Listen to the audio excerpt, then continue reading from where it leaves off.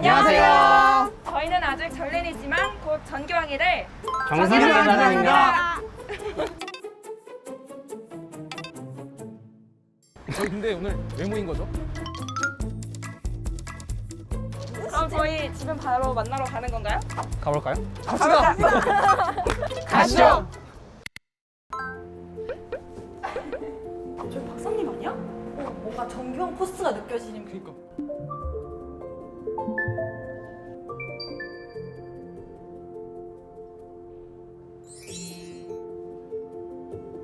안녕하세요 여러분 반갑습니다. 안녕하세요. 그 얼굴에 뭘 이렇게 붙이고 오신 거예요?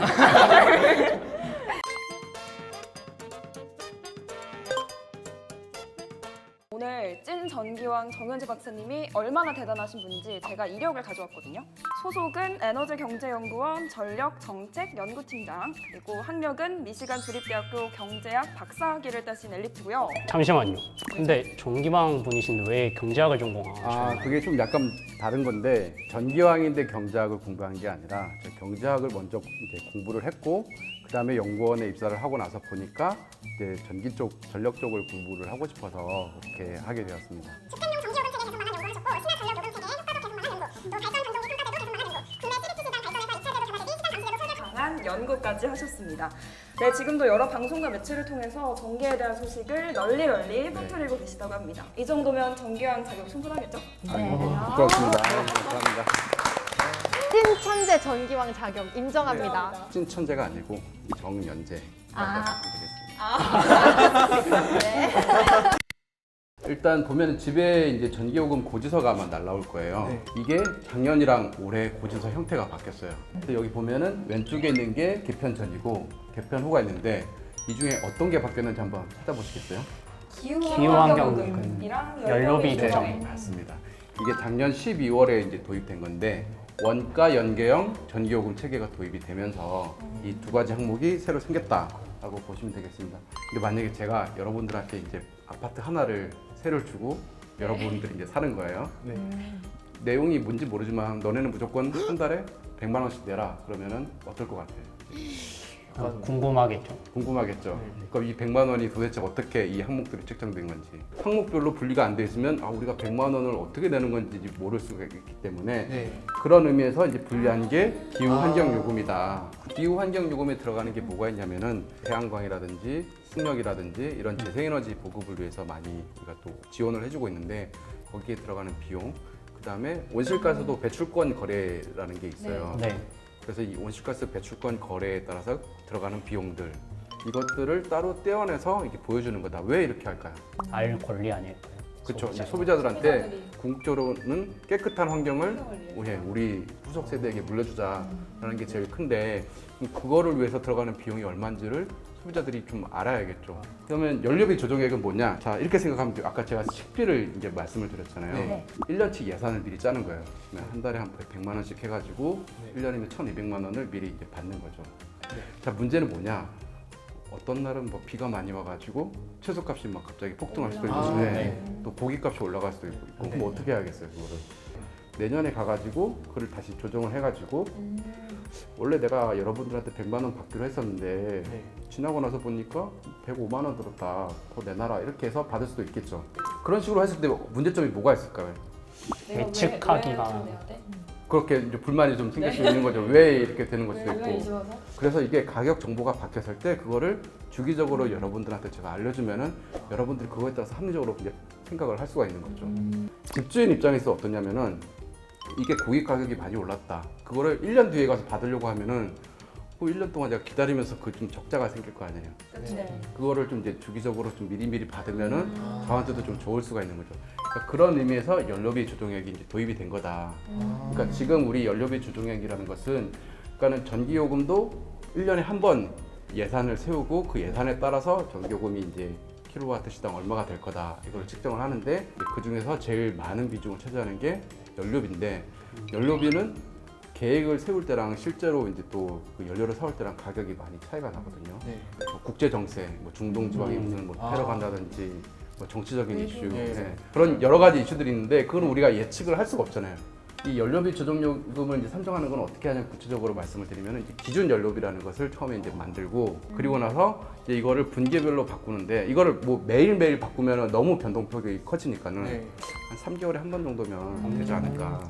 그래서 3개월에 한 번씩 우리가 기준 연료비랑 실적 연료비를 가지고 비교를 하는 거예요. 실적은 실적 연료비, 예, 기준이랑 실적을 가지고 비교를 하는 거예요. 그래서 뭐 한 10,000원 정도 들 거다 네. 이렇게 예상을 했었는데 실제로 계산해 보니까 12,000원 들었다. 네. 그러면 그 변한 부분만큼을 2,000원을 다시 전기요금에 추가로 그게 이제 연료비 조정액으로 이렇게 하는 거죠. 근데 만약에 네. 막 석유값이 네. 폭등을 해서 네. 전기요금 폭탄 같은 거 마시면 어떡하죠? 그 조정할 수 있는 범위를 정해놨어요. 아, 그래서 변하더라도 아무리 많이 올랐더라도 이 연료비 조정액 자체는 플러스 마이너스 5원을 벗어나지 못하게 되고 그다음에 이게 제가 분기별로 바뀐다고 했잖아요. 그래서 네. 그러면 이 분기별로 바뀔 때 지난번 분기 대비 이번 달 분기에는 이제 3원 안에서만 움직이도록 된 거예요.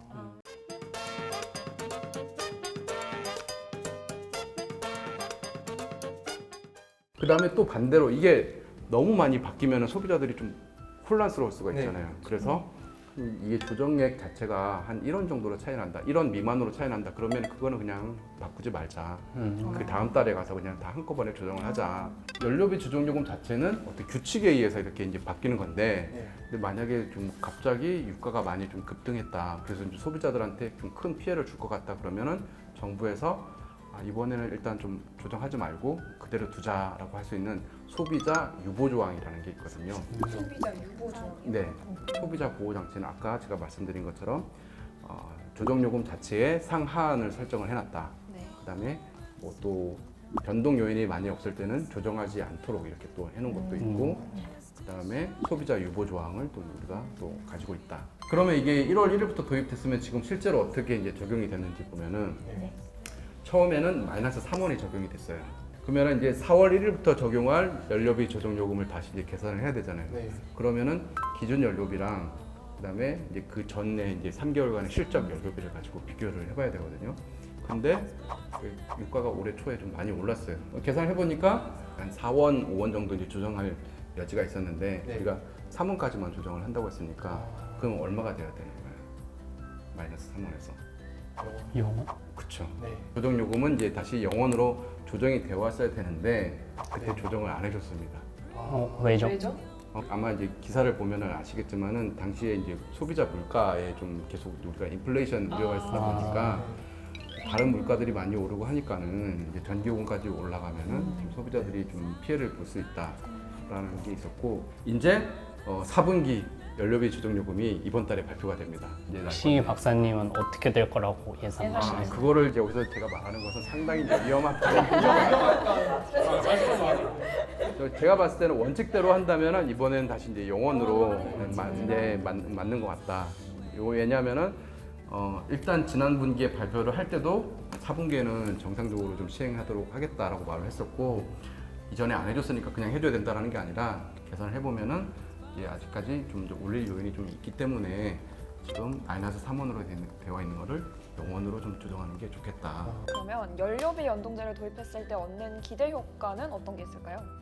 제가 아까 처음에 이제 저한테 왜 경제학인데 전기왕이냐고 물어봤는데 이제 이런 게 이유가 있는 거죠. 경제학에서는 제일 중요한 게 한정된 재화를 어떻게 이제 우리가 합리적으로 배분할 것인가 이제 그거를 다루는 학문이다 보니까 똑같아요. 전기도 우리가 이 전기를 만드는 과정에서 많은 자원들이 필요로 하는데 이거를 그러면은 만들 때 돈이 많이 들어가면은 쓰는 것도 적게 쓰고 만들 때 돈이 좀 약간 덜 들어간다 그러면은 조금 그래 덜 쓰고 그러니까 좀 소비자들이 선택을 할 수 있도록 하는 게 제일 중요하다. 결국 이 가격의 변화에 따라서 소비자들이 전력 소비를 많이 할 건지 적게 할 건지 그걸 판단을 할 수 있기 때문에 그런 가격 신호를 소비자한테 제공해 주는 게 제일 크다. 그걸 이제 우리가 보통 예측 가능성이라고 하거든요.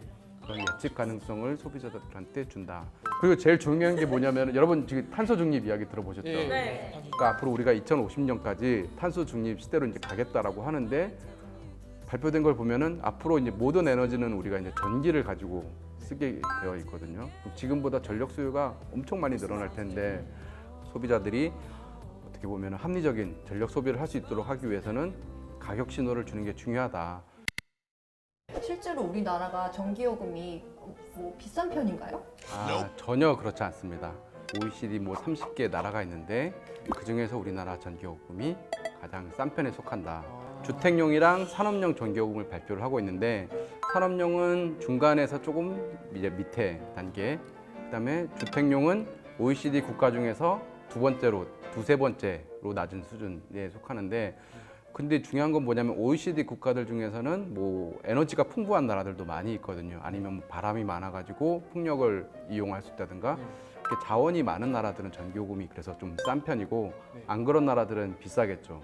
근데 우리나라는 자원이 없으면서도 전기요금이 싼 나라에 속한다.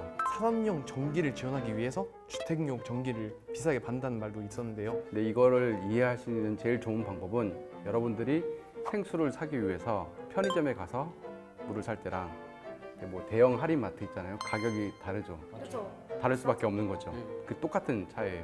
그러니까 주택용은 이 전기를 만든 전기는 똑같은데 이거를 소비자들한테 전달하는 과정에서 더 많은 과정을 거쳐야 되고 산업용은 상대적으로 고압의 송전선으로 이렇게 이제 바로 이제 전달이 되고 전달 비용이 좀 줄어드는 거다라고 이해를 하면 될 것 같아요. 요즘 시대에 전기가 이제 살아가는데 꼭 필요한 거잖아요. 사실 그렇게 생각하면 조금 더 요금을 싸게 하거나 아니면 공짜로 공급해 줄 수는 그렇게 해줘야 되는 거 아닌지 약간 의문이 듭니다. 되게 중요한 질문이에요.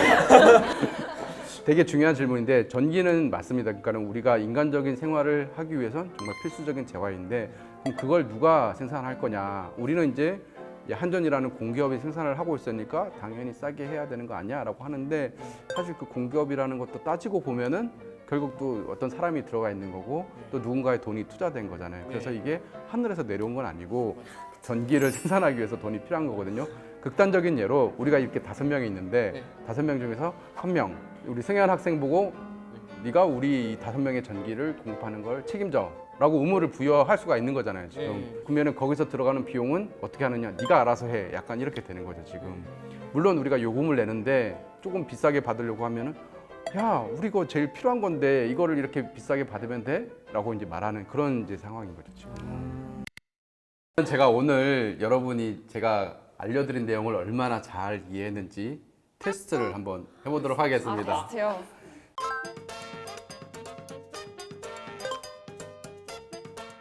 작년 12월 원가 연계형 전기요금 체계를 도입하면서 전기요금 고지서에 새로 추가된 항목 현지 기후 환경 요금과 연료비 조정액. 정답. 기후환경요금과 연료비 조정요금 두 가지가 새로 도입이 됐습니다. 두 번째 문제입니다. 잘 들으세요. 그러면 제가 연료비 연동제를 왜 도입해야 되는지 그 이유를 여러 가지 설명을 해드렸는데 그 이유 하나 이상 설명해 주시면 됩니다. 승현, 승현. 소비자에게 합리적인 소비를 할 수 있는 신호를 줄 수 있습니다. 네. 그리고 전기 수입 비용을 줄일 수가 있습니다. 에너지 수입 비용을 줄일 수 있다. 네, 정답. 지금 현지 1점, 승현 1점, 빵점 빵점. 네, 분발하셨네요. 자, 세 번째, 연료비 연동제로 인해서 전기요금이 갑자기 막 올라가거나 뭐 또 갑자기 내려가면은 소비자가 막 혼란을 느낄 수가 있어요. 현지. 문제 자신 있어요? 네. 네, 한번 해보세요. 예. 소비자 유보 조항. 그리고 죄송해요. 소비자 피해랑 혼란을 방지하기 위해서 소비자 보호 장치를 3가지를 마련했다고 했는데 예진! 예진? 요금 조정 상한 설정, 그리고 소비자 유보 조항. 3가지요. 땡이죠 이거. 2가지는 안 될까요? 2가지로도 이제 볼 수가 있으니까 2가지 맞는 걸로 하고 대신 조건이 상하는 얼마로 했는지 3, 5. 더 정확하게 할 수 있는 5원. 사람. 풀마 5원, 풀마 3원. 좀 비슷한데 이건 틀린 거 아닌가요? 비슷한데 정확하지 않아요. 정확해야 돼. 있다. 승현, 승현. 연료비 자체에서는 예. 킬로와트당 풀마 5원, 네, 분기별로는 풀마 3원. 맞습니다. 정답. 너무 어려운데요? 이해했다고 해놓고서 쉬운 걸로 내주세요. 자, 네 번째. 네, 네 번째. 이번 달 말에 4분기 연료비 조정 요금 왜 웃어요? 연료비 조정 요금이 적용 이제 다시 발표가 될 건데 네. 만약에 그때 3원을 다시 올리는 걸로 되면은 네. 4분기에 연료비 조정 요금은 얼마가 되는 걸까요? 승현? 승현. 영원? 영원 딩동댕. 왜냐면 지금 마이너스 3원이기 때문에 만약에 우리가 3원을 올리면 4분기 적용되는 연료비 조정 요금은 0원이 되는 겁니다. 정답 3개를 맞춘 승현 학생이 오늘의 전기왕이 되겠습니다. 박수. 축하드립니다. 자, 오늘 오랫동안 같이 수업을 들었는데 오늘 수업 어땠나요? 저는 사실 전기 고지서 이거를 잘 안 봤어서 어떤 사항들이 있는지 잘 몰랐는데 오늘 이렇게 구체적으로 설명을 잘 해주셔가지고 앞으로 그 전기 고지서가 날라오면은 한번 진짜 실제로 있는지 한번 확인도 해보고 싶다는 생각이 들었습니다. 찐천재 정기왕님의 소감도 한마디 해주세요. 오늘 좀 덕분에 되게 재밌었고 근데 되게 어려운 내용인데 여러분들이 이해를 또 잘 해주셔가지고 너무 좀 감사하게 생각을 하고 그리고 제가 아까 처음에 부탁드린 집에 돌아가시면 전기요금 고지서를 진짜 한번 보고 우리 집 전기를 얼마나 쓰고 있는지 한번 보고 네, 한번 좀 살펴보시고 이렇게 저한테 다시 또 숙제를 제출해 주도록 하시면 됩니다. 네, 다들 수고하셨습니다. 고맙습니다.